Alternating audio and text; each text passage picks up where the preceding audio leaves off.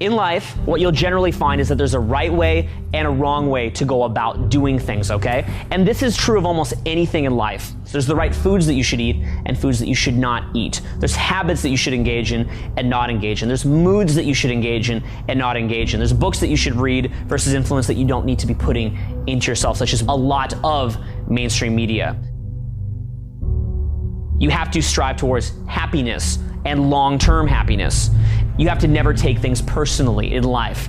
You have to learn how to work with other people and work synergistically. Things like looking to yourself for your own opinions, cultivating your own values, cultivating your own sense of who you are, and not using mirror neurons to get good emotions by trying to feed off of the emotions of the other person, but generating it within yourself through your perspectives, through the fun that you're having and those kind of things.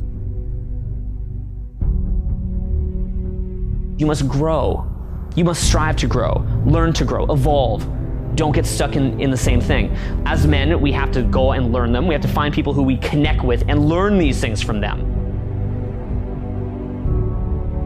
Now, if you do this, you get a lot of happiness, you get a lot of positive emotions. It's like an actual happiness, not this like fake, like short-term bullshit happiness. On the flip side, you can choose to ignore it, and you'll be happy, but you'll be clinging on to a false happiness that is not sustainable. If you think in your mind that you're going to succeed because it's all going to work out, no, it's not all going to work out. You have to make the right decisions in life.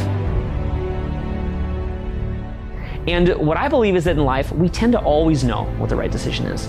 I think that we kind of know, but we don't always have the strength to do it. What is a challenge, I think, is learning to make the right decisions and strengthening those willpower muscles. Most of our thoughts and behaviors from day to day are autopilot. When you start making right decisions, you start attracting people who also make right decisions because they're willing to be around you, and then your personal standards change. And then you're more likely to treat yourself better because you're seeing the payoffs. Most people, however, are caught in a cycle of mediocrity and a lack of self-control. Eventually, at one point in my learning curve, I said, I'm going to approach stuff that scares me. So I start examining when my willpower is breaking down and when I'm making the bad choice. And I go, okay, how can I make a better choice? And I feel the pain of that, the self-criticism, but in a proactive way, a good self-criticism. Like, okay, man, come on. Next time, step up. I love traveling, going into environments that intimidate you, frighten you, pushing the envelope. I've personally found that as your sense of entitlement of what you deserve increases, you change, you transform. Because do you guys realize that whatever you think you're entitled to is about what you can get?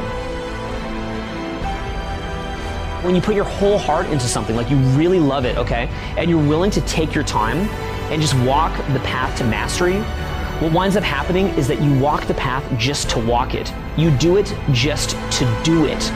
You literally are doing it for no other reason than to do it.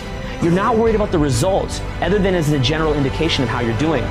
But you actually view it like the time that you're allowed to put into it is the blessing. When you commit to the journey, you say, I give my full faith. Faith is the operative word, to the journey. And I'm going to put my time in no matter what. That's when good things happen. I'm looking for the lessons that the journey can reveal to me.